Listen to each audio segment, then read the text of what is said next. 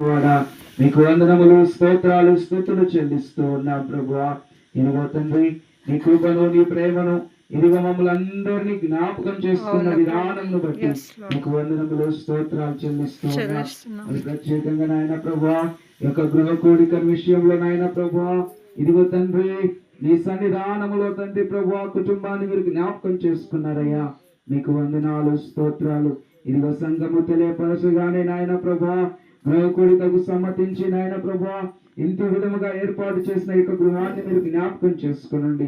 ఈ కృపను బట్టి నాయన ప్రభా, భాస్కరను మీరు జ్ఞాపకం చేసుకునండి ప్రభువా.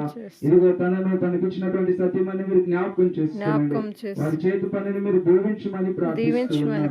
ప్రత్యేకంగా నాయన ప్రభువా, ఇదిగో తండ్రి, నీ కృపలో నీ యందు బలపడే జీవితాన్ని, ప్రార్థన జీవితాన్ని వారికి దయచేయమని ప్రార్థిస్తున్నాను. దేవా, ఈ గృహం చుట్టూ నీ కాపుదలను దయచేయమని ప్రార్థిస్తున్నా. దేవా, ఎక్కడ ఇద్దరు ముగ్గురు నా నామంలో కూడి ఉంటారో వారి మధ్యలో ఉంటానని వాగ్దాన పూర్వకంగా తెలియజేసిన తండ్రి, ఇదిగో సంఘముగా మేమందరము కూడి ఉన్నాము.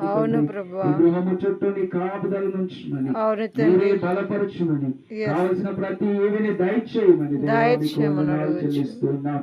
అదే విధంగా కూడి వచ్చిన ప్రతి ఒక్క సంఘ బిడ్డలు మీరు జ్ఞాపకం చేసుకోండి.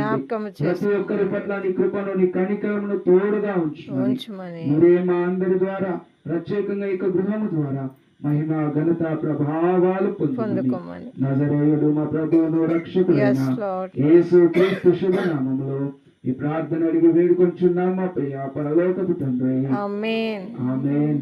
ఇప్పుడు మన తండ్రి అయిన దేవుని యొక్క ప్రేమ, కుమారుడైన యేసు క్రీస్తు కృప, పరిశుద్ధాత్మ యొక్క సహవాసము, సన్నిధి మనము కూడి ఉన్న యొక్క గృహానికి, కూడి వచ్చిన ప్రతి ఒక్క బిడ్డకు, సర్వలోక పరిశుద్ధులకు ఇప్పుడు ఎల్లప్పుడూ సదాకాలము తోడయుండి నడిపించును గాక.